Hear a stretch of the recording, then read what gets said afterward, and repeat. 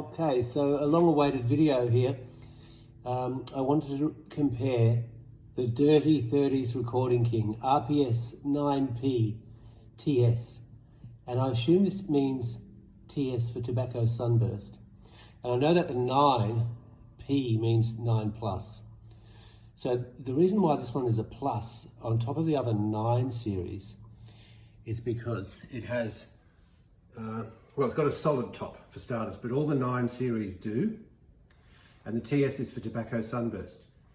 And I will also mention that I've put, that is my own pick guard that I sort of cut and shaped. It's a bit idiosyncratic, didn't come with one. And the P stands for plus because instead of the black back, it's got the laminated mahogany back and sides.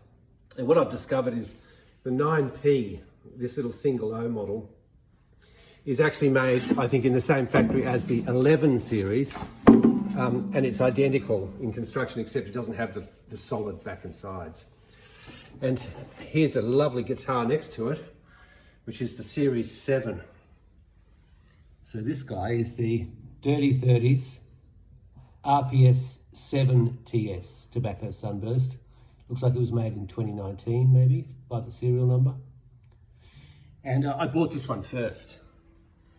And the 7 series, look, I'll just pull out. You see they're both Dirty 30s, they're both Recording King. But in fact, the guy who sold me these guitars from Melbourne, a distributor in Melbourne, he said they're made in different factories, and you can see that they're really different guitars. And this guy is all laminate. And to be honest, I didn't realise when I first bought it. And look, it's great as well, but I love this one so much that I went and went back to the same supplier in Melbourne, and he said, look, get this one. And I'm very, very happy with this one too. And look, I think at the beginning, I'm going to jump in and say my recommendation is if you're a guitar player and you suffer from GAS, as I do, guitar acquisition syndrome, you do need a single O in your life. You need a little parlour guitar like this. And if you want to get into the blues, then you can feel like you're straight back to the 1920s and 30s playing these guitars. And I think they're really, really well made. And aren't they pretty? Now this one apparently is a copy of some early parlour model, but you can see it is a completely different guitar to this one. The body depths are the same. And look, in both cases, this one even more than the other one, you can see it's a 12 fret design.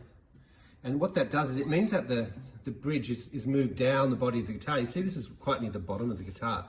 And you see when the bridge is lined up to the maximum width of the lower bout, you're going to get more vibration and liveliness. And both those guitars kind of follow that pattern. Perhaps the 7 even more than the 9, as you can see. And extended up about because you've got the 12 fret. And look, the other thing to point out with both these guitars is they're both a full scale 25.5.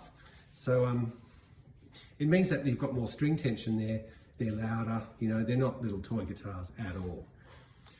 They've both got these lovely bridges. They're not belly bridges, they're the straight bridge. And yeah, they're pretty well sorted. And look, the other thing I'll point out is they both have very similar looking headstocks. Oh, I should be sideways here, shouldn't I? Yeah, they both got very similar headstocks, but this one is rather more pretty. It's beveled. You see there's a slope on that one. If I can show you that. And this one is more blocky, it's just black. And look, what they've called this guitar here, if you look inside, they call it whitewood, and it's a laminate. But ironically, it's a white wood inside, but it's a black finish on the back. And you'll find that the 9 series has a black finish just like that, same wood. But the Plus, which is this guy, as I said, has the mahogany. And they both have vintage style tuners. Look, they're not great, they work fine, but there's a little bit of play in this as you turn it. And then this one has, these work fine as well, and they've got these even older style sealed tuners. But really, both guitars are really well made, and I recommend them highly. And the other point about this, guys, these are not inlays. These I think are like stencils, but I really like the look of that vintage inlay on the neck. And it's got just some paint here, like sort of, and little black edging. That's just so it's kind of like a budget sort of guitar, but the finish is beautiful and the fit and finish is really good. The action is great. Really well done guitars. And this one I've tweaked and played around with for a fair bit. And in fact, I've just dropped in this black saddle, and I brought the action down a little bit on that, but lots of nice height here.